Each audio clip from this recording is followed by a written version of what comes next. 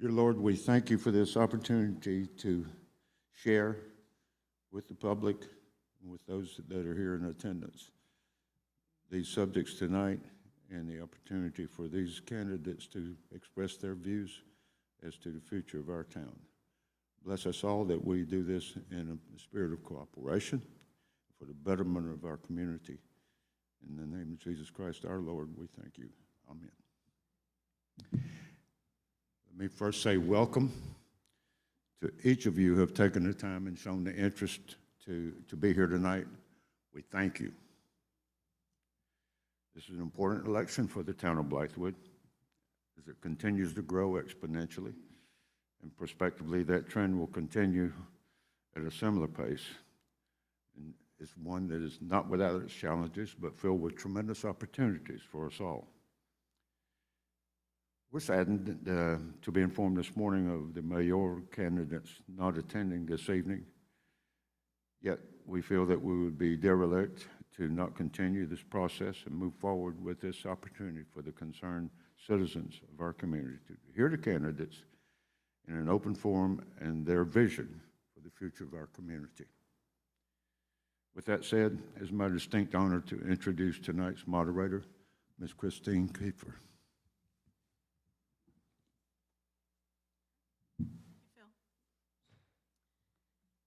I'm going to start by introducing the candidates and giving you a little background on the election. Then we'll run through some housekeeping items and talk about the sheet that is out on your seats, how the forum will work, and then we'll dig right into the questions. So for the 2023 municipal elections in Blythewood, the election's on November 7th, and voters will be choosing a mayor and 2 council members. The mayoral candidates there are 2 candidates. One is the incumbent, Brian Franklin, and the other is Councilman Sloan Jarvis Griffin III. And as Phil explained, they are not with us tonight. But we're going to focus on what I consider to be the big race, the 2 other people on council, because to me, they are the 2 people who, you know, in conjunction with the one, are going to make possibly some change here in town. So for the 2 available council seats, again, we have 4 candidates here with us tonight. The incumbents are Eddie Bauman and Donald Brock, as well as Andrea Fripp and Tricia Hovis. And just to tell you a little bit about each one of them, Eddie has served 10 years as a member of the Blythewood Town Council, and he's been mayor pro tem for 6 of those years. For those of you who don't know what a mayor pro tem is, they're the backup to the mayor. They step in and do the mayoral duties in the absence of the mayor. So he's been doing that for 6 years. He's also served as a board member of the Doco Meadows Park Foundation for 8 years. Council Bauman is a U.S. Navy veteran and active in a local VFW post. He's also a retired battalion chief with the Columbia Richland Fire Service. And Councilman Bowman grew up in Dentsville and has lived in Blythewood since 1985. He has 2 grown children and 5 cute grandchildren. And he and his wife, Donna, live in Lake Ashley, in that area. Don Brock is completing his first 4-year term on council. Previously, he was chairman of the town's planning commission. Councilman Brock serves on the board of the Trustis Theater in Columbia and is a member of Village Church here in the Blythewood area. He has 2 children who attend Blythewood schools and is employed as a senior investment accountant for SCPBA, so I know my pension is in good hands. Thank you. He lives in the Oakhurst neighborhood. Andrea Fripp is a Charleston native who grew up in a military family. I'm sorry, it's Andrea, my bad. She has lived in Blythewood for the past 6 years and works as a mortgage loan officer. Ms. Fripp has over 25 years of professional work experience in local government and the private sector. She is a longtime guardian ad litem with Richland County CASA. Thank you for that. Ms. Fripp also enjoys spending time with her family, friends, and 2 dogs, and she enjoys riding her 3-wheeler. Ms. Fripp lives in the Holly Bluffs neighborhood. Patricia Hovis also grew up in a military family. She is a newcomer to Blythewood politics, but has lived in Blythewood for 17 years. She and her husband, Roger, who was once a town council member himself, have 1 daughter who studies at the University of South Carolina. Ms. Hovis was formerly a parole officer and reserve sheriff's deputy in Georgia and was employed as a securities clearance manager at an investment banking firm in Virginia. Ms. Hovis lives in the Ashley Oaks neighborhood. So I will say that as a woman who's engaged in local government, I'm happy to see that we have two ladies running for council. We need more women to run for office, and not just in Blythewood, but across this state and the country, so hopefully we'll see more. We wish all the candidates the best, and thank you all for participating tonight. All right, a few housekeeping items. We are live streaming and recording this event. It will be available for folks to watch on YouTube. And that's because the Chamber is hosting this as a public service to the Blythewood community. When the recording's available, we'll post a link on the Chamber's Facebook page and website and share throughout with the community with our partners. Restrooms are available to the hallway to your left. To get to the restrooms or to the lobby and the exits, please go through the back doors or this door here and circle around, because if you walk over there, you're going to walk in the direction of the cameras. Just some other ground rules here. Please silence your cell phones. If you must take a call or have a conversation, please do so in the lobby. And we've purposely designed this event to be a forum where the candidates will be responding to a set of questions that I'm going to ask them. There will be no debate among the candidates, and there will be no debate between audience members and the candidates. This is a question and answer format. We're going to ask them questions. They have received the questions and should be prepared to answer them. Your job as the audience is to sit back, listen to what they have to say, learn more about them. We have provided evaluation sheets that also give you some room at the bottom to ask questions. You are welcome, if we have time at the end of this, to ask questions. We'll ask you to come up here to the mic and ask a question. Otherwise, you can leave the questions on your chair. We'll pick them up at the end of the night, and we'll put together an FAQ and post it out on Chamber's website so that you can see the answer to your question. And we also ask that we all be good neighbors, exhibit good civic behavior, be respectful and considerate of one another, and just be an example of what makes Blythewood a great community to live in. Let's see. If you have any questions about the Chamber, please see our Executive Director, Phil Fry, right here in the front, or you can see me. We talked about the evaluation forms, so we are ready to talk about how the forum is going to work. Again, it's set up as question and answer format, and we are going to have 6 rounds of question and answer time. We'll start each round with me reading one of the prepared questions to one of the candidates. So we're going to start with Mr. Bauman and work our way across for the first 4, and then we'll circle back to the gentleman again for the last 2. But everybody's going to have a chance to answer. It's just rotating who's going to start. And when I ask the question, I'm just going to ask the candidate to step up to the podium to respond. We do have a timekeeper, Mr. Fry. He's going to hold up a yellow card when you get to the 1-minute 30-second mark, because that's your signal that you have 30 seconds to finish what you're going to say and wrap things up. He holds up the red card. That means you've hit the 2-minute mark, and I'm probably going to ask you to stop and take a seat. Okay? I'm figuring that each round is probably going to take about 15 minutes between getting up and asking the questions. So we about an hour and a half or so, we should be able to wrap up. Okay, so y'all ready? All right. Mr. Bowman, question number 1, we're going to start with you. Do you support the Scout Motors project? And if so, to what extent and why? Yes, I support the Scout Motors program. For me to stand up here in front of you tonight and tell you otherwise would be ludicrous. My voting record speaks for itself on this matter. The commitment from Scout and the state of South Carolina to invest $2 billion in this project shows their commitment. If they are willing to invest in the green energy, the infrastructure upgrades that it's going to take to support all these new road and rail projects, and then to upgrade, talking about upgrading our existing fire station here, which is much needed. And not only that, but maybe with the promise of possibly building a new fire station that will house a ladder truck, which will not only enhance their facility, but will be safety issues for our schools here and all our neighborhoods. So it won't just benefit them. But this project, once complete, is promising to improve the quality of life for years to come. How nice would it be if our children and grandchildren, when they graduated college or tech schools, would not have to relocate to Charlotte, Atlanta, Chicago, or anywhere in between to find the quality of life and a high-paying job that will keep them here and keep that family unit tight.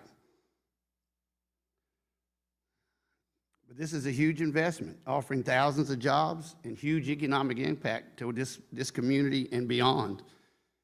For myself, if reelected, I look forward to working closely with our partners, community leaders, and other stakeholders to make this project a success.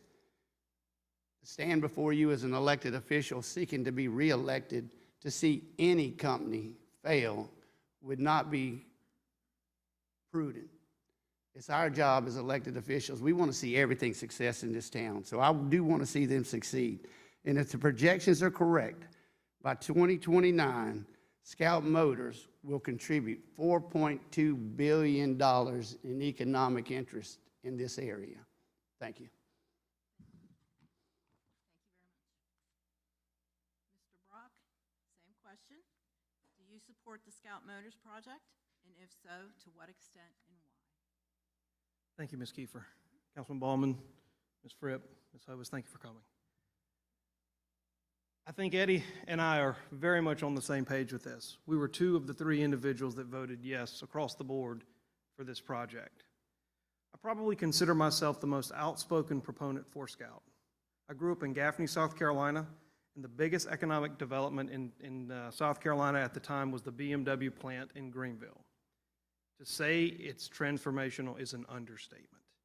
There are people from all over 50, 75, 100 miles that travel to Greer, South Carolina to work at BMW, and that will happen here. This will attract multiple peoples of all different backgrounds and skill levels to come to this community. It will enhance and diversify this community. I believe that these leaders, as Eddie said, to have this project fail would leave egg on our face, and we cannot allow that. I currently serve on the Design Review Committee as the Blythewood representative with Richland County Economic Development, and Jeff Rubel and Tiffany Harris and I have been responsible for drafting and submitting the covenants and restrictions for the property, and it's been quite an experience. I've learned a lot with this. This project is truly transformational for our community, but it does not come without risks. We have to keep the lines of communication open between local, county, and state officials. That way we can ensure that all citizens, whether they are pro or against Scout, are informed with what's going on, when it's going on, and how it's going to evolve. Thank you. Thank you, Councilman Brock. Ms. Fripp, same question. Do you support the Scout project? And if so, to what extent and why? So to answer that question, thank you for the question. To answer that, my position is this: Scout Motors is here, and I think that what we need to do is we need to support it. It's certainly not a project that we, at this point, would like to see fail, but what we need to do is we need to come together and we need to figure out what do we do to move forward to make this a positive impact on the community. Knocking on doors, I've been speaking to people who initially were not in favor of the project, and I think that that had a lot to do with the initial rollout, the messaging. It was not there. A lot of people didn't know what was going on. And so I am in support of Scout because I believe that the economic impact is just going to be phenomenal. You're talking about bringing in, creating new jobs. You're talking about, existing businesses that will flourish with the incoming people that are coming to town. And you're talking about new businesses that will open. So it's all going to be a snowball effect. In terms of all the numbers, of course, I wouldn't have them the same way that the current council members do. But yes, I am in favor of Scout Motors and the economic impact. And just if I have some time, you left out of my bio, I am a certified government finance officer. I was the CFO of a county agency that had a $15 million budget, and I also managed a $50 million capital project budget. So I come to this role with government finance experience. Thank you. Thanks for adding that in. I did see it in the article, which, just trying to keep the bio short, but that is an important thing for folks to know. So thank you for sharing that, and I appreciate that background too, being a former finance person myself. Ms. Hovis, same question.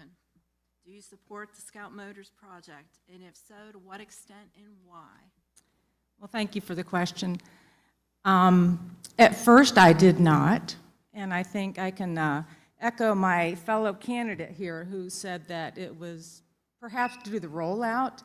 I didn't understand at the time that local government may not be included in a press release such as that, to that magnitude. So when I found out about it, I thought, oh my gosh, how did our local government not know about that and not tell us about it? And I have learned a lot since then. I've come up the education curve, and I've come to accept the fact that they're here, and I believe that the approach at this point is to get on board, to be positive, to have a professional relationship and a reciprocal relationship with Scout Motors so that we can take advantage of the offers that they have made to us to help improve infrastructure. And also, something left out of my bio, certainly not intentionally, but I work for the South Carolina Technical College System. I have for 13 years. I'm the program manager for the Criminal Justice Department. I also manage a budget. I also have a great deal of experience in grant writing, which is, I don't know if you've ever done grant writing, but it's not anything I would choose to do as an extracurricular activity. But I do have that experience, so that was one of the reasons I was hesitant, how they were able to move so fast, how the county was able to clear the land and get the bids out there. When I try to write a bid in my job, we have to get 3 different offers, and it takes a long time. It's quite a monumental effort. So at this point, I am a proponent of Scout. I think that we can be professional, that we can have a partnership, and also stay informed so we don't find ourselves in the situation that I found myself in, which was to, if you don't give people information, they, you know, it's human nature to maybe make it up. So I don't want to be like that. So yes, my answer to your question is yes, and thank you. Thank you. All right, Mr. Brock, we're going to start round number 2 with you. Okay. Second question is, with the industrial, commercial, and residential growth and the resulting traffic issues that we're experiencing here in Blythewood, what is your plan for addressing Blythewood's ongoing need for improved road infrastructure? Thank you for the question, Ms. Kiefer. The town of Blythewood is a rather small town. It's comprised mostly of neighborhoods and a very small downtown business district, if you want to call it that. The town has very few tools in its shed to manage industrial, commercial, and residential growth and the traffic issues and other issues that come along with it. Zoning is our biggest tool. However, I believe that the best option is for us to strengthen the relationship that we have with county and state officials. As the other candidates have alluded to, the Scout Motors project is bringing multi-billion-dollar investments into our community. The governor, the Department of Commerce, Richland County, they are going to do everything to ensure that that project does not fail. And with that project comes the spoils. We are getting a new interchange, exit 26. They are widening Community Road to 4 lanes. We're getting new roundabouts. Some of the improvements are with the Richland Penny project, some are not. The focus will be on Blythewood. And as problems arise with the amount of economic investment that the county and the state are making in this area, I believe if you pull the right strings and talk to the right people, you can have these, let's just call them, what do you call them? Needs, these infrastructure needs. You can have these needs addressed. You just have to establish the relationships with those who control the purse. Thank you. Ms. Fripp, same question. With the industrial, commercial, and residential growth and the traffic here in Blythewood, what's your plan for addressing the ongoing need for improved road infrastructure? as a finance person, my first question would be, how are we going to pay for this? Does it mean that the residents are going to have to take on extra responsibilities such as taxes? Or do we leverage the relationship, to Councilman Brock's point, do we leverage the relationship with those who have the purse strings? So that would be, the county, and it could be the state. So my thing is, in terms of addressing it, we've first got to determine how we're going to pay for it, and then we can move forward with a plan that would alleviate some of the traffic and some of the pressure, because again, Blythewood is an area that apparently is very appealing to people. Businesses are coming, families are coming, and so you're going to have an issue with growth. So I just think that it's just something that we all have to come together, and we have to figure out how are we going to pay for it so that we can move forward, so that we can improve the traffic flow and the infrastructure. I think that's something that's going to be ongoing, and many more conversations are going to be had in order to figure out how we fund the infrastructure needs and, the roads and things. When the Richland County penny tax was approved many years ago, I'm not sure that they knew what was coming to Blythewood at that time. So I can tell you that living off of Blythewood Road, I am happy that they made the decision then. A lot of people were not happy about the increase in taxes, but I can tell you that now I'm appreciative when I see the road expanding. So again, I just think it's a matter of leveraging the relationships that we have with those who have the ability to help us to fund them. Thank you.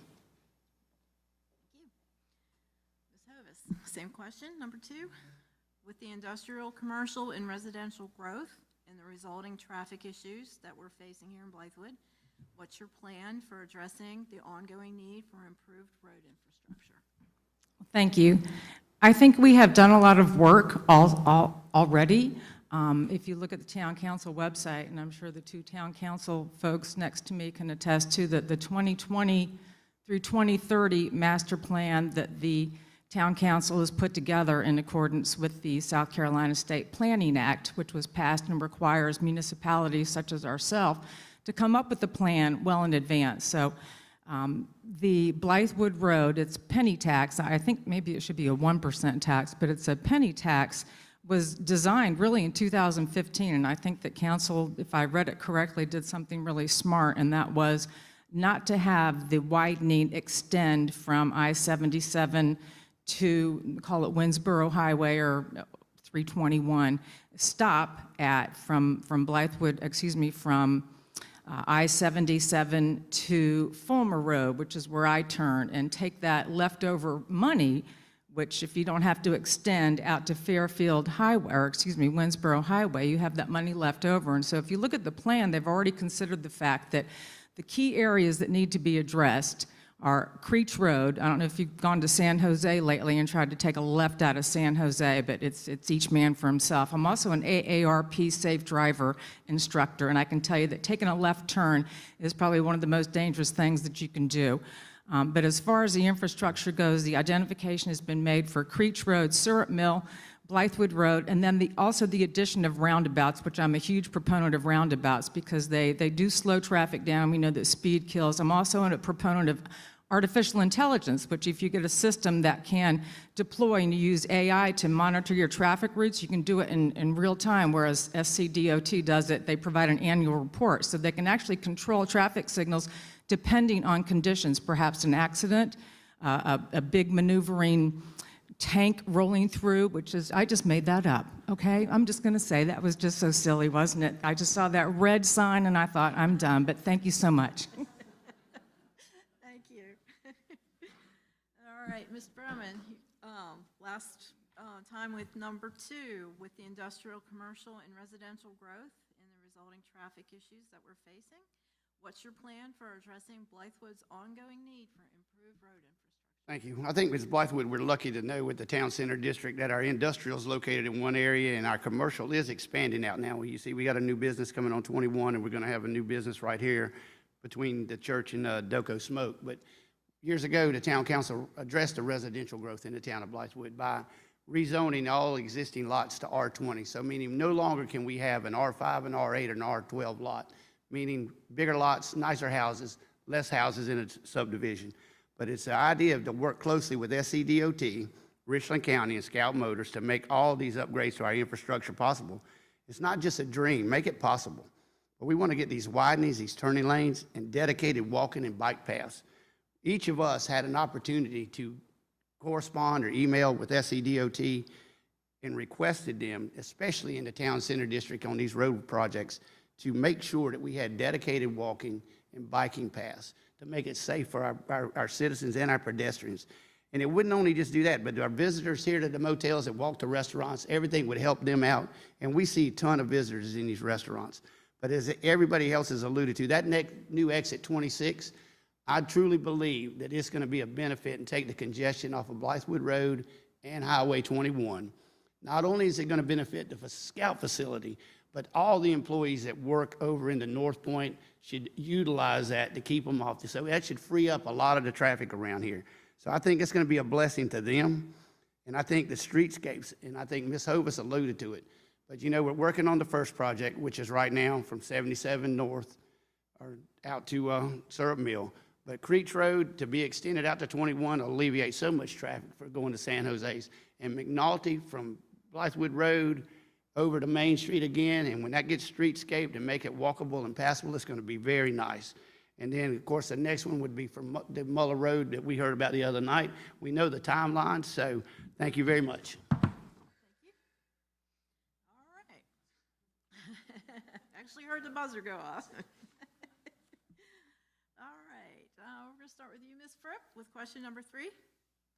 What's your plan for economic development in Blythewood, specifically in enhancing the current local businesses and industries, as well as recruiting new business and industry to Blythewood?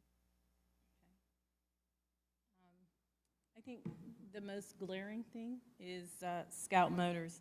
So whether you're for or against it, then, you know, it will naturally bring in an influx of people. It is going to bring in new business, and it's going to enhance the existing businesses. And I would encourage current businesses to prepare for the growth. I think that it's a good thing. But when we talk about leveraging relationships, that's where the chamber really plays a big part. It's going to be the chamber, the local chamber, it's going to be, you know, the state chamber. That's where it's going to play a large part in bringing new business, you know, helping to enhance those current businesses and things like that. And I just think that that is how we are going to see the biggest economic development. It's going to be business related when it comes to helping to grow the community. So again, I think that the chamber is going to be a large part of making that happen, to attract new businesses and to the area. So thank you. Thank you. Ms. Hovis, question number 3.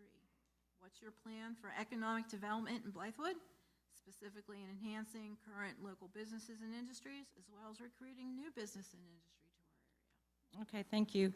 Obviously, working closely with the chamber. I think to go to the Tuesday morning meetings, get up early and go and see what's going on, who the members of our Chamber of Commerce are. I did look today at the website, and it does seem like healthcare is a large representation of the members of the Chamber of Commerce. So I did notice at one point, I thought I read that Lexington Medical Center was going to purchase 15 acres near Scout Motors to bring some sort of healthcare facility. So I think that a healthcare facility is economic development. It also brings people that work there. It brings people that have to go to, I don't know what kind of healthcare they'd be providing, but I think that's a wonderful opportunity to look at any kind of healthcare facility that we can get. And in the next question, I'm going to talk more about maybe a senior center.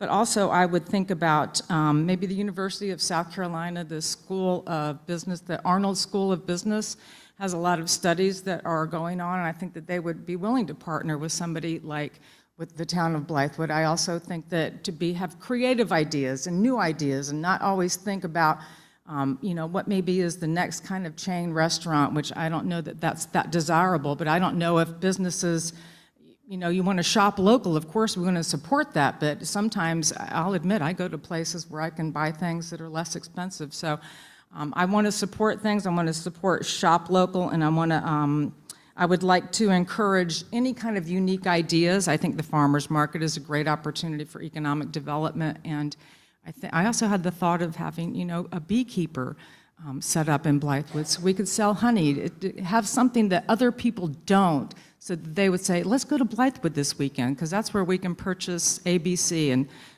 honey. That's what I came up with today. So thank you very much. Thank you. All right. Councilman Baumann, question number 3. What's your plan for economic development in Blythewood, specifically enhancing the business and industry we have here now, as well as recruiting new businesses? Thank you. Well, the Greater Blythewood Chamber of Commerce does a great job of promoting our local businesses. We see that in the weekly newspapers, the ads they take out asking us to shop local. But we can partner with them to ensure the success of all these small businesses. They all struggled during COVID, and I think this community rallied around each one of those restaurants and kept them open, going in and getting takeout and taking it home. But if you go, I encourage you to go over and enjoy a youth baseball game and look at the outfield fence over there. And look at all the sponsors that sponsor our youth and how they invest in our youth. And then I encourage you to go shop with those local people who, they invest in our children, they invest in our youth. Our youth are the future here. So we look at all those local businesses, you know, and we should support them, not the big box stores. The big box stores don't do anything for our town. But one council member can't do it alone. We need to need a solid economic plan, carefully and strategically built for the long term. Something that will handle the divisive and the challenging situations that are going to arise. And we need to assemble a team of stakeholders that are committed to an economic plan. And our plan should include, but not be limited to, our values, our vision, our mission, strategies, objectives, the process method, and the implementation strategy to make this happen. Thank you. Mr. Brock will wrap up this round 3 with your turn. Again, what is your plan for economic development in Blythewood, specifically in enhancing the business and industry we have here now, as well as what recruiting new business and industry? Thank you, Ms. Kiefer. Not to sound like a broken record, but I also tend to agree that the Blythewood Chamber is the first stop to enhancing local businesses. They have boots on the ground. They are in the community. And that is their job. That is their mission, to serve the membership and businesses of the town. I personally believe that the chamber and the town government are a little too close, but I'd rather have them too close than too far away. Oh, by the way, Ms. Hovis, we do have the Blythewood Bee Company if you are looking for some honey. Okay, yeah, we do, actually. As far as recruiting businesses, we can zone the undeveloped property in town to allow businesses, but our town is still, I cannot emphasize this enough, our town is small. The only way, the largest tract of property that's going to be developed is Scout Motors. That, you want an economic plan? We got it. That's your catalyst. That is going to attract, Scouts promised 4,000 jobs. It's probably going to swell to 8,000, 10,000 jobs by the time you factor in the rest of the jobs in Fairfield, in Richland, in Lexington, the OEMs that are coming. That's our economic plan. How do we enhance it and capture all the benefits? And Eddie's right. It takes a team. One council member can't do anything by themselves. One mayor can't do anything by themselves. This, outside of a few issues, our council has gotten a lot of good things done in the last 4 years. Yes, we have some infighting. Yes, we don't always agree. And we'll talk about this a little bit in regards to the park and some other things. We have done some really good things. But one thing that we haven't done yet, and that can really spark the catalyst in Blythewood, is annexation. We have to expand the town's borders, or we're just going to run out of property. And then once all the property is developed, we've got what we've got, just like Forest Acres. Thank you. All right, thank you. All right, we're at the halfway point, so take a stretch, relax. All right, I think we're starting with you, Ms. Hovis, on this one. This is question number 4. As the town of Blythewood proceeds with improving the current Doco Meadows Park facilities, and expanding into newly acquired properties on McLean Road, would be that way. And on Sandfield Road, that way. What are your plans to enhance the public use and revenue productivity? All right, thank you. I think we could learn from Phil Fry, the chair of the Chamber of Commerce, who just hosted the most successful Oktoberfest, of some ideas and some ways to have some revenue to support DOCO even further. I had some ideas about what to do with the new property, McLean Sandfield Road. I'm not sure what the acreage is. I'm sure you can probably tell me that. But my sister lives in James Island in Charleston, and she goes to the Low Country Senior Center, which is a cooperative effort between the city of Charleston and Roper St. Francis Hospital. So I think it would be great, considering the demographics in Blythewood, and there is a demographic of an age range of over 55 and getting older, obviously, that would like to have something like a senior citizen center where you can go and do activities and take classes and get a flu shot and take dance classes and things like that. So that might be one opportunity in conjunction with Lexington Medical, if I'm correct in assuming that they're going to be here to help support and fund a facility like that, would be a good idea for the new property. That I know that I have a lot of neighbors that enjoy walking, that we need more walking trails. So again, I wish I did know the acreage of the facility, but if we could create some type of walking trails. I know also that Fairfield County got a grant from the EPA to further establish the Palmetto Trail, which I do believe runs through Blythewood. So maybe there's an opportunity to partner with Winsboro or Fairfield County and develop that so that people could come here, and it would be a place where they could come and get honey, and that they could also walk on the walking trails. So those are some of my ideas. I also thought about youth soccer, because I think soccer has a very low overhead in terms of having the kids come out and play. I see kids at Cobblestone all the time, and I'm just so excited to see them out there playing soccer. Thank you, Phil. Thank you. Going to move back to Councilman Bauman. And as the town of Blythewood proceeds with improving the current DOCO Meadows Park facilities, which I know you know well, and expanding into the newly acquired properties on McLean and Sandfield Roads, what are your plans to enhance public use and revenue productivity? Thank you. With the addition of the McLean Road property and the Sandfield properties, that brings us to another about 42 acres, give or take of mine a little bit, to expand on. And the purchases, that was an obstacle that we overcame. The purchase is one thing. Development is going to be another. As you know, we don't have a tax base here in Blythewood. We don't tax our property owners, so we don't have that flow of income to come in to do that. So we need to find those funds elsewhere. And so the town has hired, or soon to have under contract, a landscape architectural firm, Woods and Partners. They, along with the DOCO Meadows Park Foundation, are going to be entrusted into coming up with a plan for this new property. But they can't do it alone. We're going to have charrettes and public involvement to see what the public is going to tell us what they want here. That's what's going to be the driving influence. You will be the driver of what's going to be the expansion here. They gave us a lot of ideas, and you'll see the ideas. We have everything from, we want a dedicated farmer's market, a splash pad, more athletic fields, walking trails, to beautify that beautiful little pond over there on that other side, to make it really nice over there on that piece of property. There's so many ideas, but it costs, it's going to take money, but we need the public input, and those things will be advertised so the public can come and get charrettes going, so we can hear what the public wants, and then we can follow up on it and try to make that happen. You know, we want the athletic fields. We want the biking and the walking paths. I mean, we want the landscape. We want it to be beautiful. We want this to be enjoyable. We want it to be meaningful and memorable. So the existing pond, like I said, is something, but, you know, our youth teams are nonprofit. We can't really charge a real fee.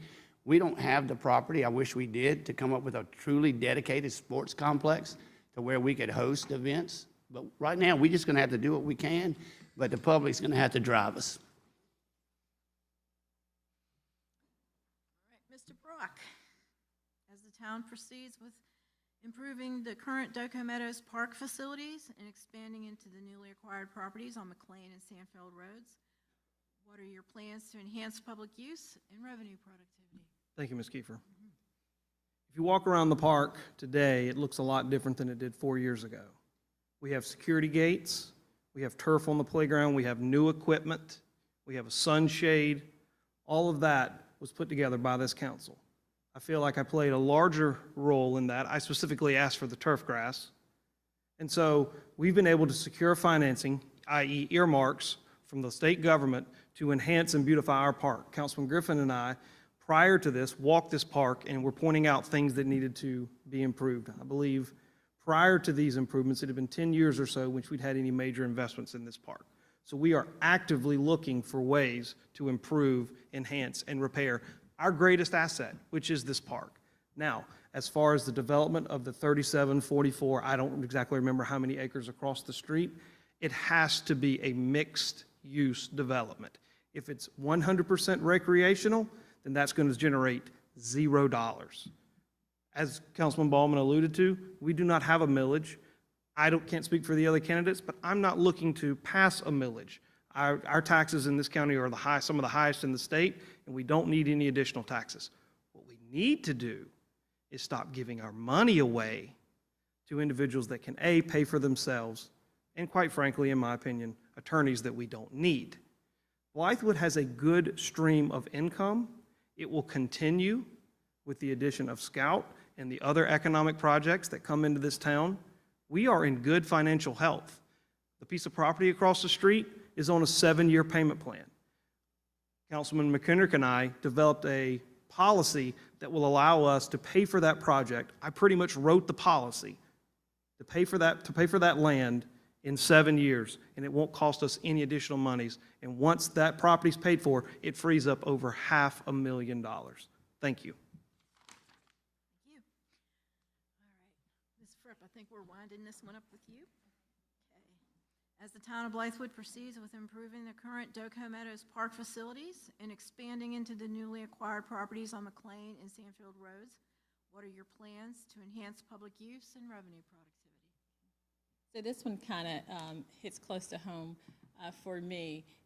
In a past life, I used to actually be a professional fundraiser for the Richland County Recreation Commission at the time when the $50 million capital bond project was in effect. And so with the new, I think at the time, I would think it was Kelly Mills Sports Complex. So it was my responsibility to come up with ways to raise money to generate revenue for that particular project. So I think that I could definitely bring that skill set in this. I don't have all the details of this project, but I certainly could bring the skill set of fundraising. And, you know, we could look at things such as naming rights.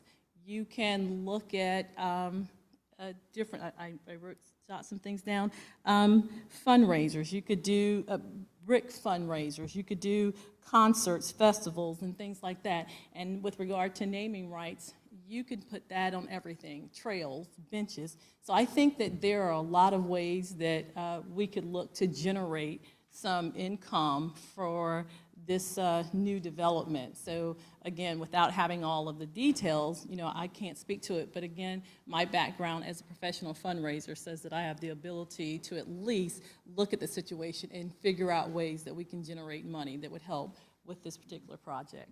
Thank you. All right. I think we're circling back to you, Mr. Baumann, for question number 5.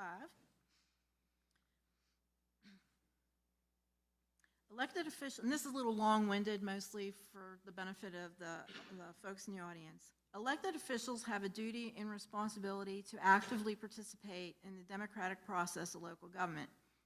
That participation includes, but it's not limited to, regularly attending and participating in council meetings, representing the best interests of the Blythewood community to various stakeholders, and striving to be an effective and influential local government leader. How will you prioritize your participation and commitment to local government as a member of Blythewood's governing body?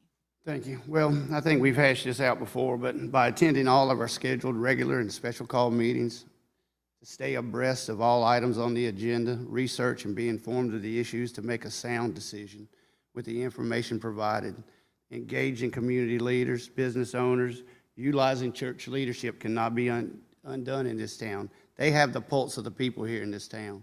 In 10 years of service, I can count on one hand the number of meetings I've missed, and my attendance record speaks for itself. I've sacrificed family time, as much of us has, as everybody that's going to be elected is going to sacrifice family time. I've driven back from vacations, left my family alone to attend meetings because they were important. The issues were important to the people, they were important to the town, and they were important to me. I believe in representing those who elected us here, and I believe by doing that, you need to be engaged, you need to be here at all meetings, and you need to vote.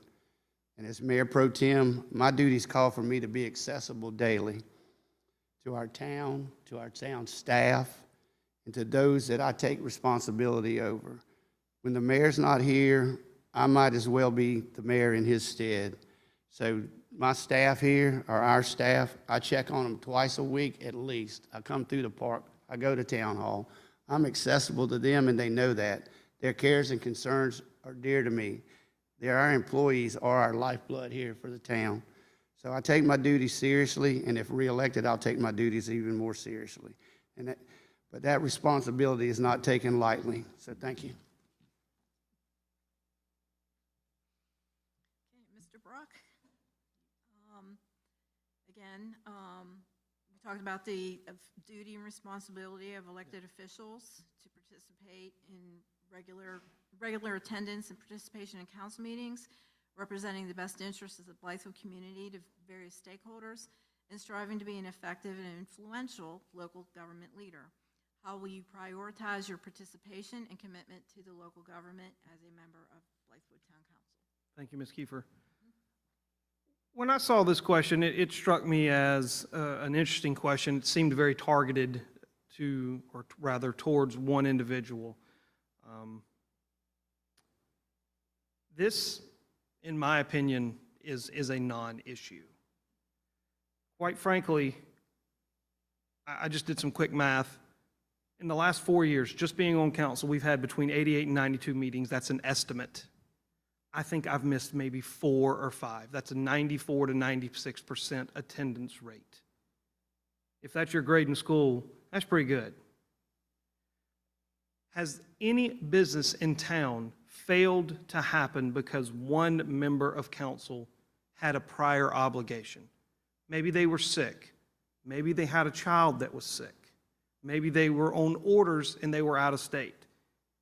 Is it that individual's responsibility to communicate to the other members of council? Perhaps, but that's an individual choice. Is it that member's responsibility to communicate to the public that they're not here? I don't think so. We have had threatening messages written about us on Facebook over some issues. I believe U-Haul was one of them. And so personally, if I'm out of town and I have to miss a council meeting, I'm certainly not going to broadcast that to let everybody know that there's no one in my house, especially if I had young children and a wife. It's just not an issue. I think everyone who is elected currently has made all the strides they can to attend meetings. I know Ms. Page, one of our planning commissioners, she attends her meetings. When I was on the planning commission for 3 years, that's approximately 36-minute meetings. I might have missed one.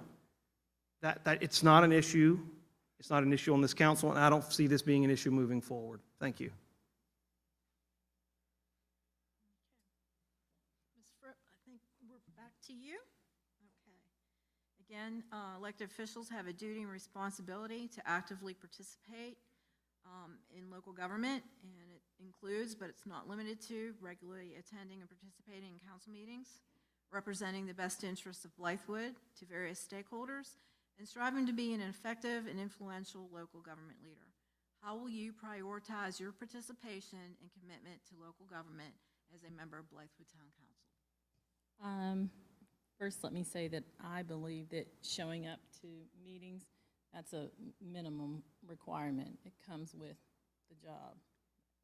And I'm running to make sure that I'm here. And if I am elected, I will certainly show up at the meetings. And I will actively engage the residents by reaching out and being accessible. I think that's really important so that they know who I am. I believe you're most effective when people know you and they know what you're doing on their behalf. As I knock on the doors, as I pound the pavement, I'm talking to people. They don't know town council. They don't know what's happening. They've never been touched by town council. And so that's something that I think is really important in terms of, showing up and the bare minimum, the responsibility. I believe that anyone that sits on this council, we owe it to you so that you know who we are, you know how to reach us, and we don't show up just at election time. So that is something that, is really important to me. If elected, I intend to make sure that, again, I am accessible and you have the opportunity to talk to me. You have the opportunity to hold me accountable for the decisions that I make and for how I am operating on your behalf. So I thank you. Thank you. And Ms. Hovis, back to you. Again, elected officials have a duty and responsibility to actively participate in local government, and that participation includes, but is not limited to, regularly attending and participating in council meetings, representing the best interests of the Blythewood community to various stakeholders, and striving to be an effective and influential local government leader. How will you prioritize your participation and commitment to local government as a member of town council? Thank you. I actually agree with Councilman Brock. I'm not sure why this question is on here. If it's targeted, then maybe that's something will come out later that we probably should know about if it truly is a problem. The way I grew up in a military family, and you show up. I show up at work. The only time I don't show up is if I'm truly sick or I've got a family emergency. That's a given. So I would imagine that we all know that, I think. I think that maybe one of the reasons we talk about it is because the council meetings are Robert's Rules of Order, so action happens, and I can't tell you how many times I've been to a meeting in my workplace in the past that I left the meeting and I thought, what did we just talk about? What are we going to do? Well, in a council meeting, and when you are dictated by Robert's Rules of Order, you're there to vote, and there's a quorum, and it requires a certain amount of people, and it requires attendance, and it requires people who take their attendance and that responsibility seriously, which I would do. I'm also at a place in my life where I would not run for this office if I didn't think that I could do this. I had no kids in the home anymore, just some animals and an awesome husband, and that's in my job. So I think I have the time to do this, and I would show up because I have a responsibility to the citizens to speak on their behalf, because I do understand that a lot of citizens, I was at a council meeting here last night, maybe there were 6 or 8 of us all together. Sometimes people can't show up, and that's okay. They have families, they have obligations, and that's why you would elect somebody like me, because I will show up.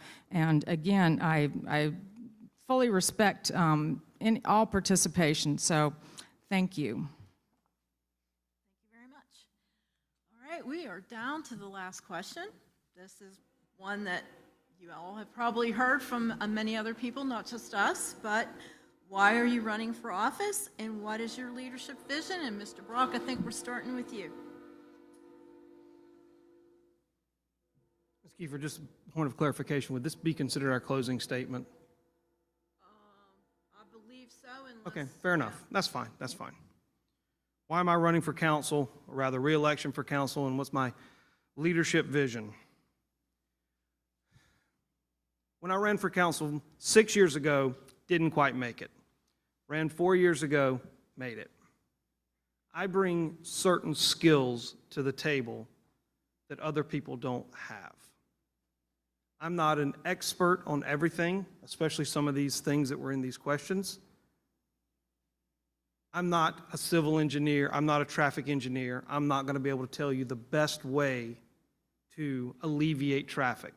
It's not my area of expertise. I have a master's in accounting and 25 years or so of professional finance and accounting experience. That's my area of expertise. In the last year and a half, especially this fiscal year, this council has made tremendous strides in tightening up this budget. We have policies in place that limit the amount of money that's freely given to organizations. Maybe they deserve it, maybe they don't. That's up for the council to determine. But we've established caps, and we've established capital improvement funds. We've established funds that will allow us to purchase the property across the street. We don't have a millage, so we have to work with the money that we have. That's my role. I have, I want to continue to promote transparency. The lights in Town Hall have been very dark. We've got to turn those lights up. The local government, including myself, need to be held accountable if we've done something wrong. Again, fiscal responsibility, that's a big thing, and we've taken tremendous strides, but we've got to keep going. I want to foster a sense of community so that everyone feels equal and welcomed in this community, and we have to advocate for those who can't advocate for themselves. And we've got to expand our town borders through annexation, or we're just going to run out of room. We want to increase our budgets and increase our coffers. We've got to look outside our borders. Thank you. All right, thank you very much for your response there, Councilman Brock. Ms. Rip, I believe we're on your turn for the last question. Again, why are you running for office, and what is your leadership vision? Okay. Thank you. I'm running for office because I believe that the residents deserve a council that is transparent and communicates effectively with our neighbors on a more consistent basis. I bring a business owner mindset coupled with a government, it's a difference, a government financial background, and that's crucial at this time while our town is experiencing exponential growth. As a resident, I too want to maintain the small town feel of Blythewood. That's why I came here 7 years ago. That's important to me, but I understand, growth happens. And, Blythewood is growing. Blythewood is diverse. I believe that Blythewood deserves a town council that is reflective of the community that they serve. I believe that the people in Blythewood, the residents, they need to know who the town council members are. I believe, again, as I mentioned before, that, we ought to be accessible. I can remember when, I don't know, I made the decision at that time, but it was regarding Scout Motors, and I was in this room, and it was filled. It was filled with all different types of people, backgrounds, political party positions, but at that particular moment, it was all about being a resident of Blythewood. That resonated with me. I went home, didn't think that much about it, but it just kept kind of nagging at me, and I said, that's what local politics should be. It should be us, the people of Blythewood, not infighting, not looking at our differences. And again, I believe that the council needs to be reflective of the entire community that we serve. Thank you. Ms. Hevis, I think we're to you. And the question is, why are you running for office, and what is your leadership vision? Thank you. Why am I running for office? Because it is the time in my life to serve, and I'm a lifelong server. I have been in public service for quite some time. I was in law enforcement. I work for a technical college, and I'm not sure if you're familiar with the mission of a technical college, but it's student success. I can take a student who worked at Toys R Us who's now a Secret Service agent. I do that through listening. I do that through hard work. I do that through good teaching skills. I do that through good advising, and I do that through support, through their career at the school and after they leave and after they graduate. I'm still in touch with many of my students who are very successful. So if you work at a technical college, these are students that sometimes, we're open enrollment. You don't need high test scores. You don't even need a high school diploma. We'll help you with that. We'll help you get a GED. We take everybody. We are a very diverse population. So I think I'm pretty good at that. I have a lot of common sense. I'm really a firm believer in professional behavior. I think just stay off of Facebook. I'm not sure why we're talking about Facebook or what it's got to do with anything, but town business should happen here and with the people in communication, either on the phone or maybe an email, but all the other stuff to me is noise and nonsense. So I think we need to up it a little bit in terms of professionalism and make sure that we're conducting ourselves, and sure, we can disagree, that's fine. I disagree with people all the time. Ask my husband. But we are still get along just fine, and I think we can do that here, and I think we can do that with Scout Motors. I think we can do that amongst our ourselves and be successful. So those are the reasons that I am running. Really, it's an intrinsic reason. It's time for me to serve. So thank you. Thank you very much. And our last response is from Councilman Bowman. Yep. Why are you running for office, and what is your leadership vision? Why am I running for office? I've given most of my adult life to service of others. First in the United States Navy, then as a professional firefighter here in Columbia. Those two professions encompass 32 years of my life. As I retired in 2010, I continued to serve our community by working for the South Carolina Baptist Convention for 10 years, serving our area churches statewide, not just locally. In between that, I ended up getting elected in 2014. So for the last 10 years, I've served the town of Blythewood to the best of my ability. I work closely with town staff, and my knowledge of how the town works and operates is essential. As Mayor Pro Tem, I have the experience and the leadership and the capabilities to continue to move this town forward, to stay engaged with business owners, their employees, as well as to support and respect our town staff. It's been an honor and a privilege these last 10 years. And with the community support on November 7th, I'll continue to provide that service to the best of my God-given abilities. I followed this Navy motto all of my life. It's inscribed above the door on the chapel of the United States Navy Academy. Others and not self. Put others first and not yourself. And I'll stick to that motto whether I'm elected or not, because I've been serving all my life and I will continue to serve. Thank you. Thank you. Phil, are we doing questions from the audience? I have no idea. Okay. Wow, we did pretty good.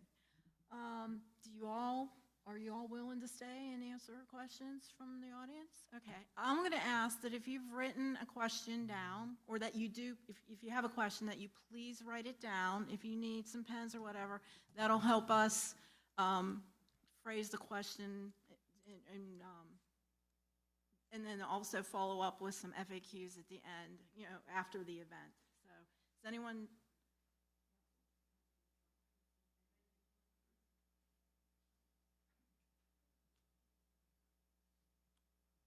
While that's occurring, I'm remiss that I didn't give a bio of Ms. Kiefer, and I'm so thankful that she agreed to do this.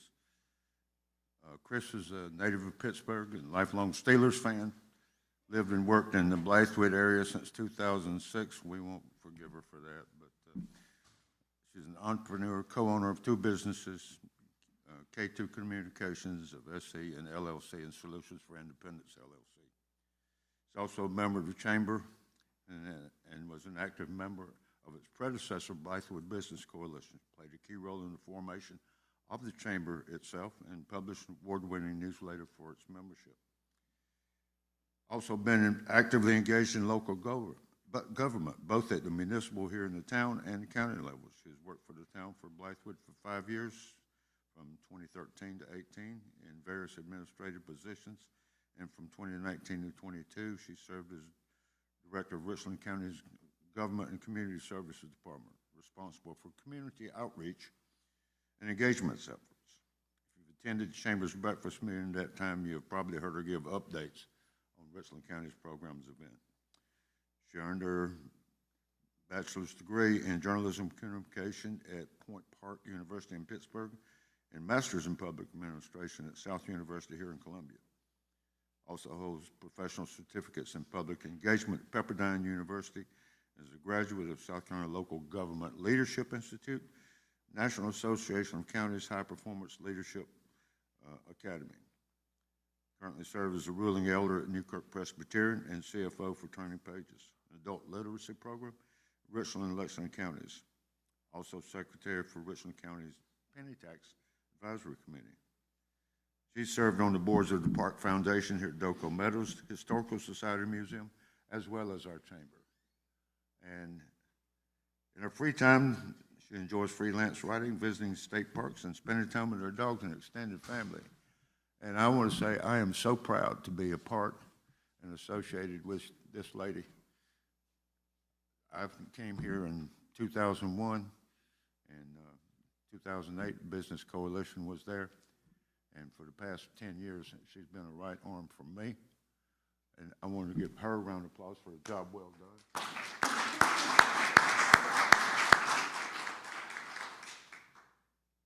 And before, whatever questions I may, thank you all for being here. Applause for a well-presented thing. Y'all did an excellent job, and I did hear you.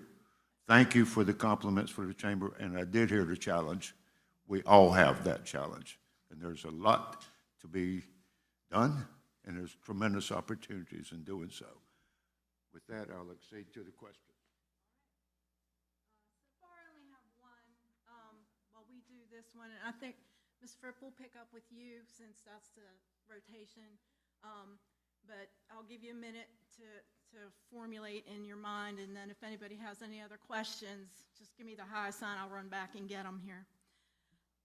But the question is for your consideration: do you support a Blythewood town or city millage tax?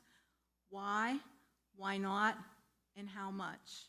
And just a point of information here, there are limits to what the millage can be set at. These folks can't do that. That is done by the state. So that question is kind of a moot point, but they could probably answer the other two parts of the question. So again, do you support a Blythewood town or city millage tax? Why or why not?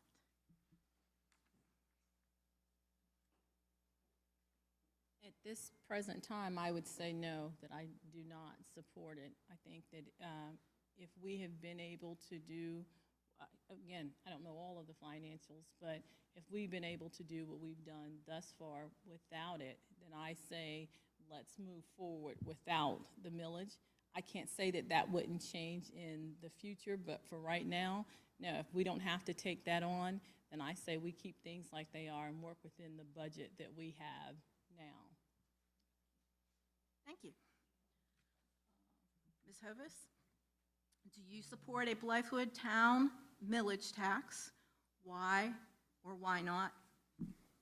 I concur with my fellow candidate. I do not. I think that our taxes would go up exponentially if we were to have a millage at this time. I think if there was a deficiency in some serious services, then maybe we could look at that. But for example, Richland County Sheriff's Office provides, protects and serves in our area and does an excellent job at doing that. So I don't see that a millage at this time, and like I think Councilman Brock also stated, that the town is very solvent and is in good financial condition. So at this time, I would agree that I don't think that that's necessary.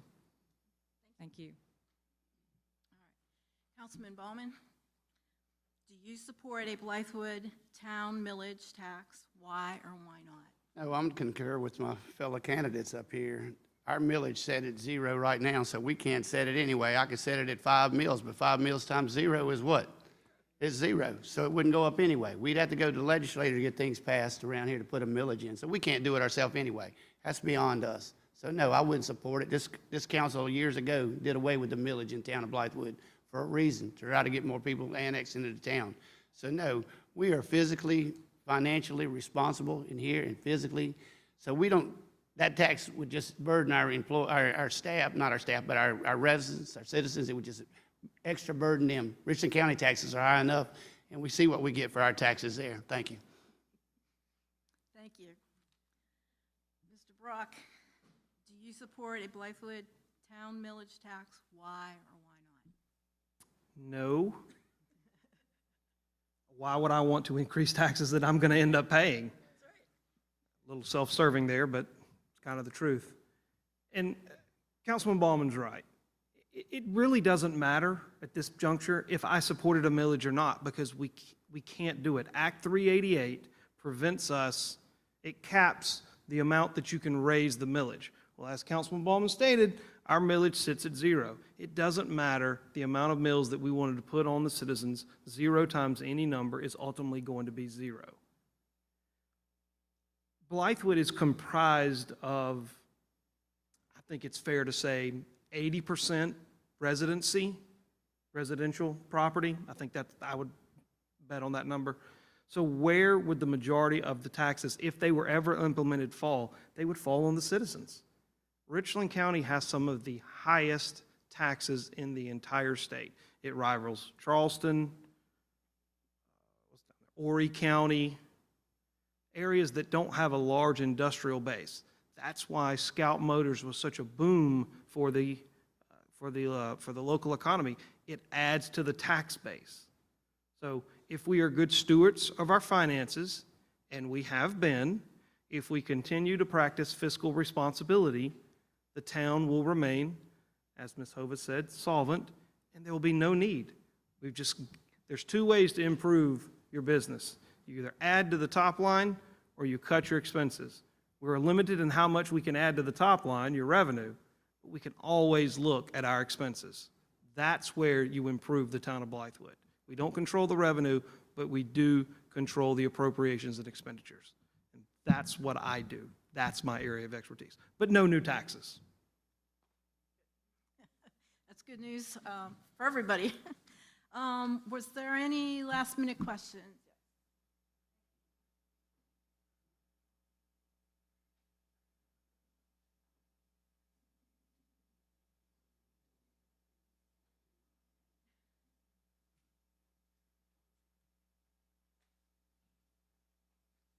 This is the first one up here.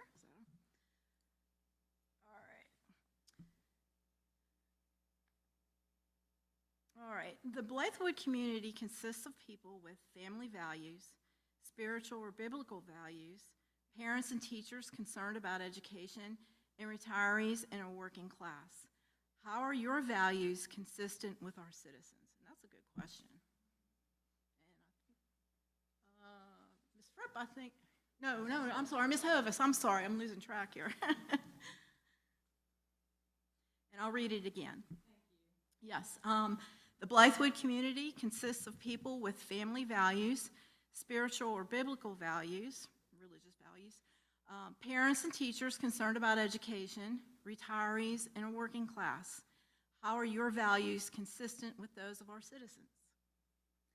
Thank you. You've just named everything that I am, except for I don't have small children in school anymore. So family values are critical to me. I believe in the family unit, whatever that looks like to you.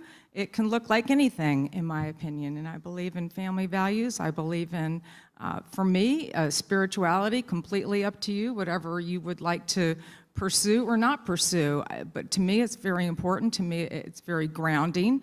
My husband's a minister, and I think he's a part-time minister, but he gives me a lot of really good ideas about what I should and shouldn't be thinking about. So I can relate to that also. So that is part of my contribution. And please help me remember what the last one was. Retirees and working class. Oh, well, retirees, here you go. I am still fully employed. I'd like to probably go ahead and retire from the state maybe in the next year. So as a lovely, lovely town with lots of quality, beautiful, beautiful space, a well-run town council in terms of the fiscal responsibility that we see here, I think Blythewood, it is my home. And so I would say that I'm a perfect example of somebody who wants to continue those values and continue that quality of life as I don't think we're going anywhere, Roger, are we? Okay, so I can relate to all those. You've just defined me in a nutshell. Family values, spirituality, quality of life upon retirement, good schools, all of the above. That's what I strive for every day, and that's what I think that I could share with the community, and I think that a lot of people feel the same way. So thank you for that question. Thank you. All right, Councilman Bowman, I think we're back to you. Again, Blythewood consists of people with a variety of values, family values, spiritual, biblical, or religious values, parents and teachers who are concerned about education, retirees, and working class. How are your values consistent with those of our citizens?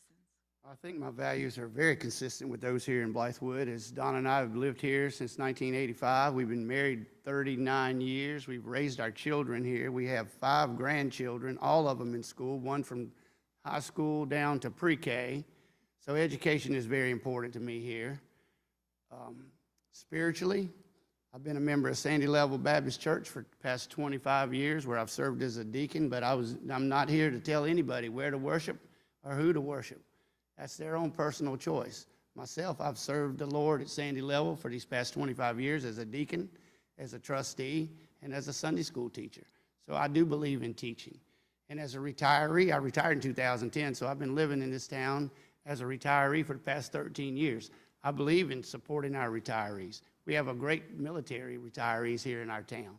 So I think my family values are right in line with everybody else's here. I've raised my family here. I'm proud of them. I'm proud of my 5 grandchildren. 3 girls, 2 boys. Oldest is a girl, youngest is a girl. So works out pretty good in our family.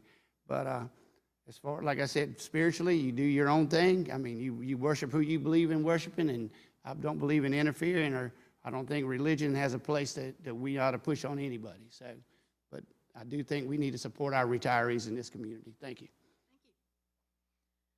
Councilman Brock, we're back.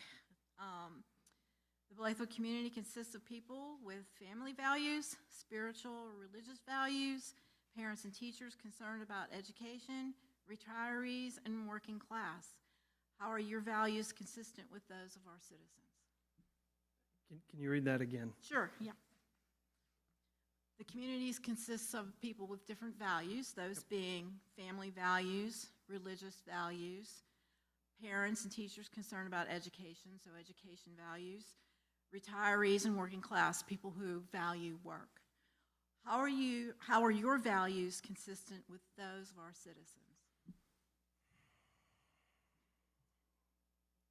Family values. I have 2 small children.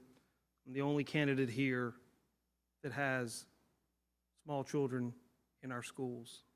Education is extremely important. Education opens doors that cannot be opened any other way.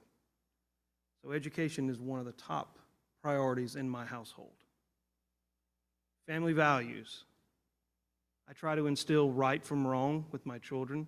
If they mess up, they need to understand there are consequences. But that just doesn't apply to children, that applies to everybody. We have to hold individuals, especially your elected officials, accountable if they mess up. If I've done something wrong, okay, call me out on it. Hold me accountable. Morals, ethics, these are nice buzzwords that get thrown out. But we have to have citizen engagement. We have to stay active with the community. I look out tonight, and there's more people here tonight than there is at an average town council meeting. That's good. You citizens here, I applaud you for coming to this forum. I invite you to come back to all our council meetings too. We had a council meeting, what, Monday night? Councilman Ballman, how many people were here? 6? Maybe 5? We can put ourselves in the community, but the community has to reach us, has to reach out and meet us halfway. That way we know what you want. Working class people, we are actively looking to improve that situation. We got 5, 6, 8,000 jobs coming. Don't worry, they're on their way. Retirees, I work for the South Carolina Public Retirement System. Your pension's in good hands. So, values, morals, family values, schools, yeah, I check those boxes. But everyone up here does. So, and I applaud the other 3 candidates for that. Thank you.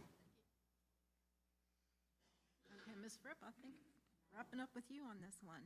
So the Blythewood community consists of people with a variety of values, those being family values, spiritual, biblical, or religious values, education values, retirees, and working class, so working class values. How are your values consistent with those of our citizens? Okay, I just wanted to make sure that I had the list. It's a long So list. that I can address each of them. When you talk about family values, I think that's very personal to each person. For me, when I moved to Blythewood, I was married to a retired Army colonel, the first African-American Command Inspector General for Fort Jackson.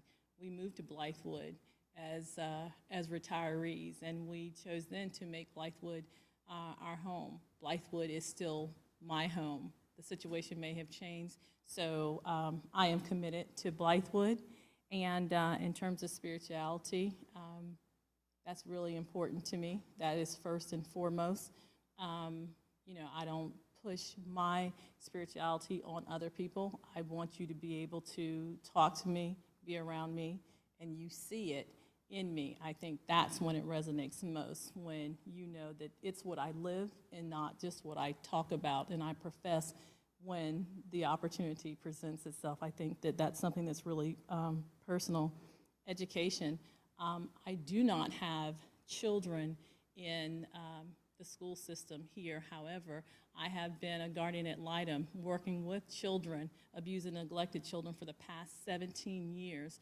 So I see what education does. I see how just being in school and sometimes away from the situations that they're in is critical. So I just, I hope that, oh, thank you. Anyway, I think that what's most important, though, is just respect. You have to respect your neighbors. You have to respect their positions, even if it's not a position that you necessarily agree with. And so I hope that I embody all of these things, and I would like to have your support on November the 7th. Thank you. Thank you. All right, and I think that wraps up that question. The next question we have, and this is the next to last one here.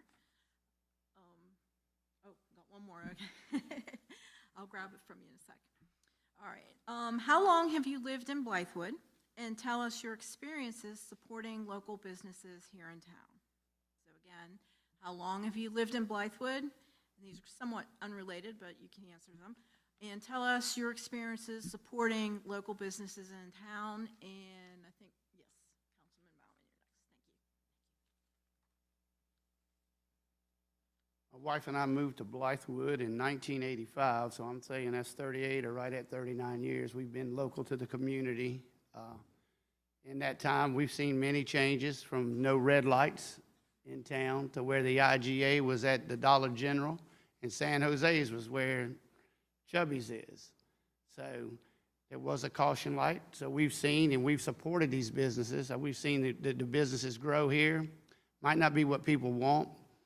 I know they don't want all the fast food, but that's what we've got here. We're an interstate stop now, it seems like, but we've supported them. As I said in one of our earlier comments, during COVID, we actually went a different place every Friday night so we could share the wealth, not just one, but we wanted to support all. And I engage with those owners, those business owners. They know me by face. They know me by name. I've lived here long enough to know that we have a relationship. I'm not just their customer, I'm their friend. So I work very closely with them, and we'll continue to work closely with our businesses. The hardware store's been here for 50-plus years, I guess. So, you know, and that's what I alluded to earlier. Let's shop local. Let's support our local businesses. And the big box stores don't need our money, but the mom and pops do. And the mom and pops are the ones who support our local youth around here. You see them supporting our athletic events. So I truly believe that we do support our local businesses in this town. Thank you. Councilman Brock, we're back to you. How long have you lived in Blythewood? And tell us your experiences in supporting the local businesses here in town. Thank you, Ms. Kiefer. I purchased my house at the end of 2016 and moved in January of 17. That's what, almost 7 years, I guess. The main driver for moving to Blythewood was schools. I had, like I said, I had multiple school-age children. I realized that wasn't the question, but that was the deciding factor as to why to come to Blythewood. What was the second part of the question about supporting local businesses, Yes, experience tell of supporting your local businesses? experiences supporting local businesses. I mean, this kind of sounds silly, but look at my credit card statement. I mean, that just kind of summarizes my support. Like, you support a local business by spending your money there. Councilman Ballman's right. We do have a lot of fast foods. That tends to happen when the interstate cuts your town in half. However, I like burgers. I like fried chicken. So do my children.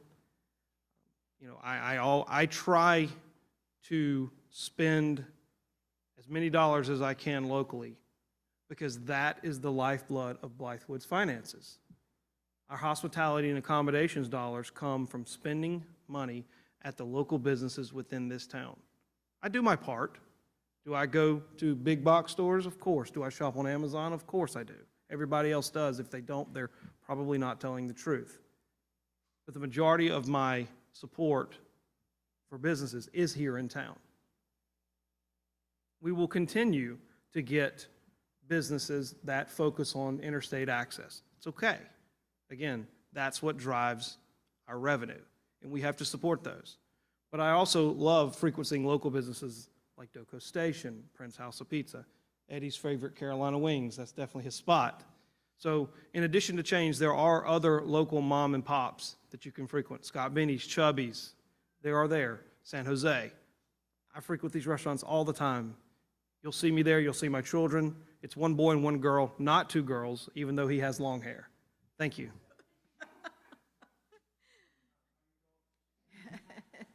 Okay, I think is it your turn? Yeah, I think so, yeah. Again, how long have you lived in Blythewood? And tell us your experiences in supporting local businesses here in town. So I've been in Blythewood, March of 2024 will be 7 years. And, just like the others have said, Blythewood is a small town. And so it's very convenient to, hit a small restaurant or, the ice cream shop or the local coffee shop. And, that's being single now. I mean, it's just very convenient. So I would like to say that, whether it be Carolina Wings or Lizard's Thicket, I'm there. I might not always physically go there. Uber Eats sometimes brings it to my house, but I'm always supporting local business in Blythewood. And I will plan, to continue to do so. Ms. Hovis, I think we have to hear from you on this one. How long have you lived in Blythewood? And please tell us your experiences in supporting local businesses here in town. Thank you. I've lived here for 17 years, and there's my wonderful Zumba instructor, Lady G, out there that I took Zumba from. It's been a while, but at the rec center, and those were some wonderful times. My husband and I ate at Chubby's the other night, and we actually played a game of pool, and it was so much fun. I haven't done that in a long time. IGA, Food Lion, Shore, and then there's a yoga studio. I'm not sure if anybody knows about it, but it's Ginger Dowdy's Yoga Studio on Loner Road, so I go there quite frequently. I go to Cobblestone. We have a social membership. I love to swim. I swam almost every single day this summer, so we don't play golf.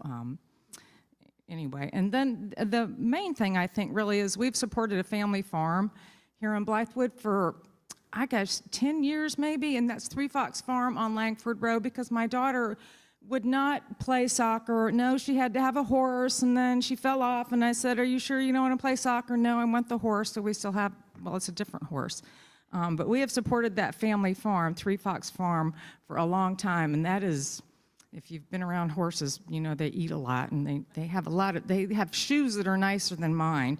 So we are long, local, committed people here in Blythewood, and we come here all the time. Love living near the interstate too, though, because I do work in Rock Hill, so when I want to get out of town, I love the fact that I can get on that interstate in a matter of 6 minutes if I'm lucky.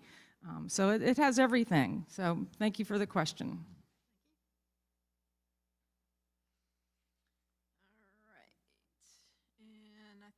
We're starting with you, Councilman Brock, on this question, or I think I did. Did I start with Eddie last time?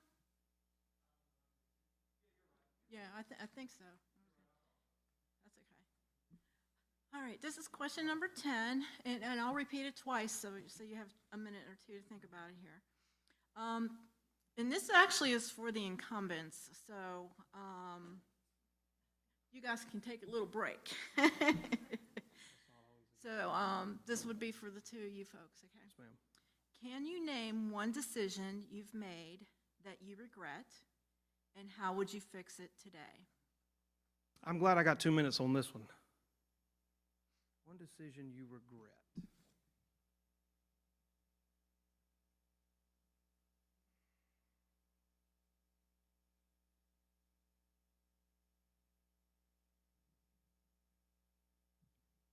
I've been told by individuals that sometimes it's not really a decision. I stand by my voting record.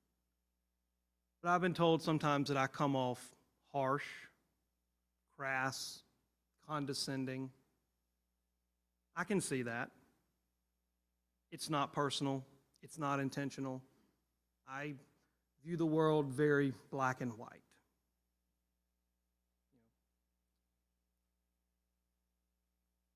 My challenge to myself, and this extends far beyond Blythewood elections, is to take a softer approach with my children, my family, people that I work with. Constant self-improvement. That's a character flaw of mine. And when you're told once, you dismiss it. When you're told twice, you're like, there might be something.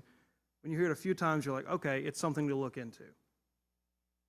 So I'm obviously running for re-election. I think I bring a lot of good things to the table, especially in the finance and accounting background. I'm not an expert on everything. I have some good connections at the county and the state level, but I have to take a softer approach moving forward, or all the goodwill that you've built up can be torn down in a matter of moments. Thank you. Thank you for a very candid answer. Councilman Bauman, can you name one decision that you've made that you regret, and how would you fix it today? Sure. Can you name one decision you have made that you regret, and how would you fix it today? Yes, this would have to go back to my first term after I followed Ms. Hovis's husband when he resigned and took over office in 2014. When I engaged the Richland County Administrator along with the fire chief of the City of Columbia Fire Department, knowing the needs that we had here in the community at that time. At that time, we had one fireman at that fire station that responded to all these neighborhoods. Right now, that fire station is first into 7 schools. So we thought we had the Richland County Administrator and the council, because the City of Columbia runs the fire service. The county pays them a certain amount of budget to run it. So I met with both of them along with Mayor Ross, and we tried our best to get this station fully funded here. It was going to cost a little over $500,000 a year to man that station, because they were going to have 4 people instead of 1. They were going to have alternate people, subs, to come in when they weren't there. So we thought we had them. We thought we had the county willing to ante up the money and the city to do it, and we failed. And I wish now, thinking back, we did get the extra firefighter, so we do have 2 over there now. But I wanted 4, because the response times in this town, with the 2 in, 2 out rule, the safety effects, you cannot fight fire with 1 or 2 people. In our houses, some of these houses are so close together. My biggest regret, and what I consider my biggest failure, is losing a manned fire station to Lower Richland. They manned the fire station that was just like ours, but manned it with a grant, and we thought we could get the grant and didn't get it. So yes, that's my biggest failure, I think, and that's the one I'm going to go to regret from now on. Thank you. Thank you for your candidacy on that. Okay, so this is for all 4 of you. A little bit of background, so it's kind of a long question, but I think you'll get it. This particular person who's asking this lives off a Longtown Road in the Long Cove subdivision. The nearest grocery store is 11 minutes from our house, and I understand the desire to keep the small town feel here in Blythewood. Are there plans for bringing in or attracting grocery stores and gas stations? And for those who don't know, if you live more than a mile or so from a grocery store, that's kind of considered food desert territory. I know in my household, we've had the conversation about we live 5.5 miles from the nearest grocery store. That's by choice, but you know, if you have a car and you drive, that's great, but someday there's going to come a day when maybe one of us can't drive or both of us can't drive, and that's going to be a problem. So I understand where this question is coming from. It's usually an issue that's in urban areas and we see it here in Columbia. I haven't addressed that at Richland County a bit. But it is also a concern in the rural areas as well. So it is a real issue here. So I think, go back to my notes here. Ms. Fripp, I think we're starting with you since it was Councilman Brock's turn this last time. So again, what would your plans be for bringing in or attracting grocery stores, gas stations, and other needed services to the Blythewood area? And this particular person said that they live in Long Creek? The Long Cove Long Cove? subdivision off of Longtown.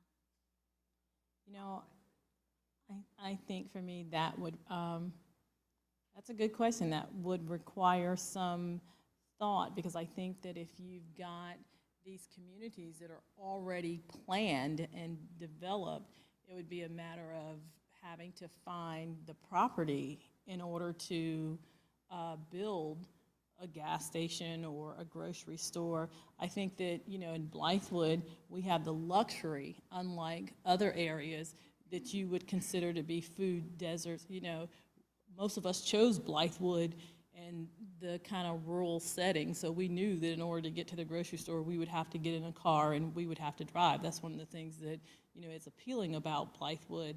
So, again, I think that when you have these neighborhoods being planned and developed, it would just be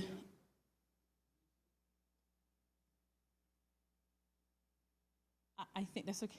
I think that when you have these neighborhoods and they're being developed, I mean, I think that that might be something that could be considered. I don't necessarily have the answer right now, but I would say, you know, it would just be a matter of having to find the property in order for these grocery stores, and then you'd have to use the chamber to see if you could bring them into the town.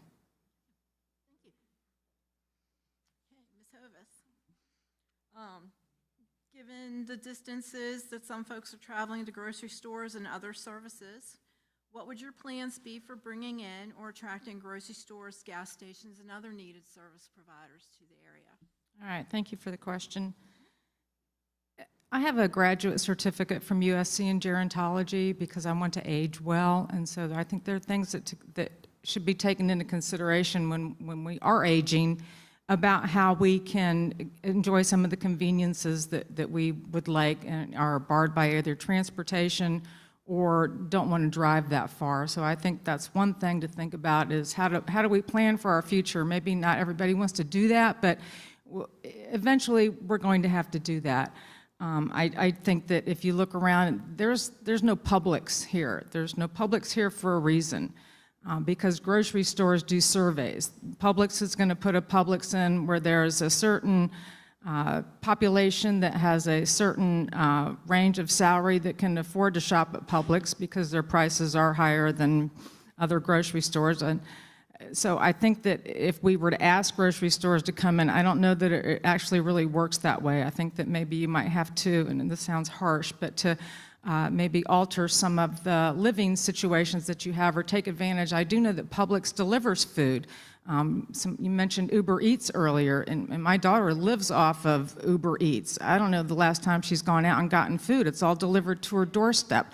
So you can get anything delivered, and there are a lot of modern conveniences. It's different maybe than the way we grew up, but there are things that basically adaptability to our situation, and try to head things off and try to understand how there might be things that we need to do to change and to have the services that we need so that we can enjoy life.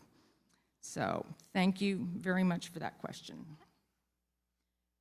Councilman Bauman, I think we're back up to your end of the table there. Read that to me one more time. I sure will. This person mentioned that, you know, the nearest grocery store is 11 minutes away from her home. She understands the desire to keep this small town feel here in Blythewood, but in order to address certain service needs that people have, what would your plans be for bringing in or attracting grocery stores, gas stations, and other needed services to this area? My geography might be a little off, but you have to forgive me, but I'm believing Long Cove is off of Longtown Road in the Columbia Country Club subdivision, if I'm not mistaken. But so that's in the county, so we have no authority over there. And the property we have here, I don't know if we build another grocery store here, it would be much closer than 11 minutes. I know you said anywhere outside of a mile, you're in a desert. Well, I'm 3 miles from the IGA myself, so I'm in a desert also, and I feel your pain. But I know there's a Sharp Shop over there on the corner of Lee Road and Longtown. But Blythewood is inundated with service stations and, stuff like that. So I don't think, I think Larry Sharp may have plans for another one at the corner of Syrup Mill and Blythewood Road eventually. But thinking about how to attract another grocery store here in town, again, that goes back to the economic development and having a solid plan and having a facility that somebody who wants to come to Blythewood. First, we have to reach out. We have to find the need. We know the need is here, but we have to find a recipient that wants to meet those needs or fill those needs for us here in Blythewood. We've got a food line. We've got the IGA.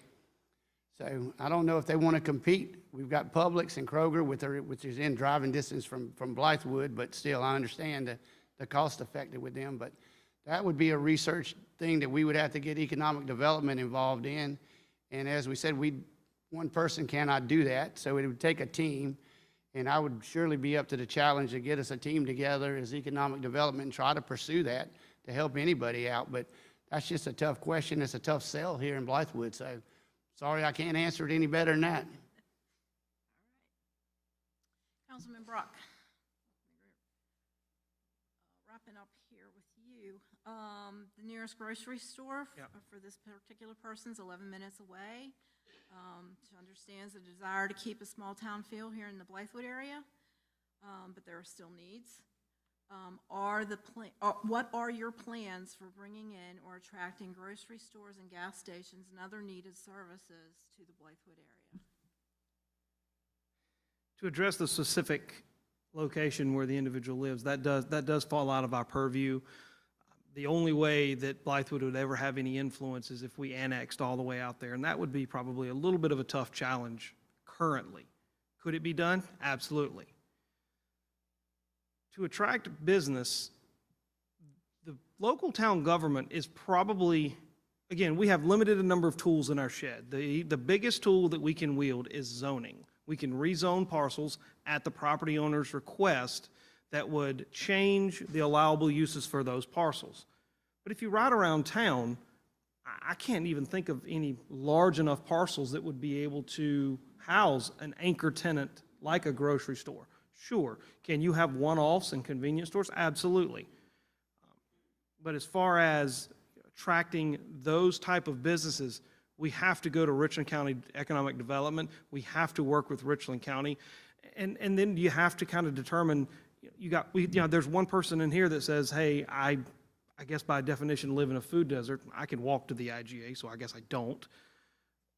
But the last time, I distinctly remember, and Ms. Ball can probably attest to this if anybody want to ask her about this after the meeting, there's a corner piece of property on Reimer Pond and Longtown Road, and I believe it's in front of a neighborhood.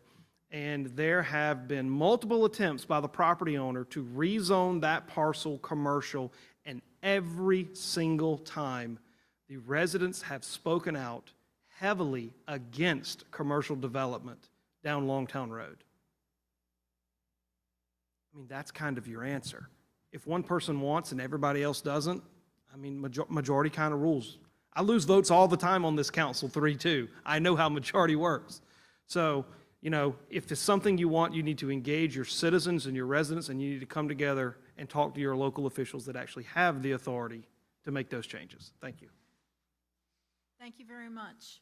I think I know we've exhausted the questions that I've received from the audience, and it is now 7:45.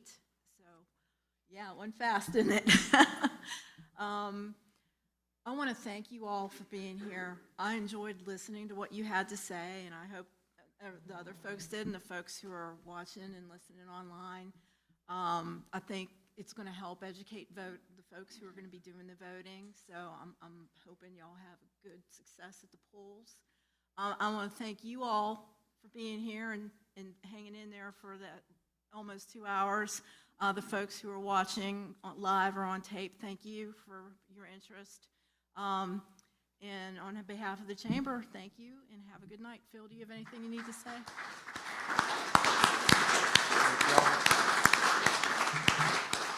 Thank you, Ms. housekeeper, and mostly thank you guys for being here. I heard loud and clear. Plenty of, thank you for the thanks that you've, and recognition that you give the chamber, and we recognize the council as well. It's a partnership. We all need to work together. It takes a team, and let's hope we can make it happen. Thank you guys for being here. Part of the things we have tried to do at the chamber, and I encourage you to be a part, is focus groups, industry partners, and downtown merchants. It does matter. Things are changing here. Please join us at our next breakfast. Will be Mayor Rickenman from Columbia in November, and in December, Mr. John Baggett, Assistant Secretary of State, Mr. Lightsey, will be out of the country, so we've got him coming. These things matter to us. Please join us. We are working together. We do need our local businesses and our local representation. Thank you all for being here.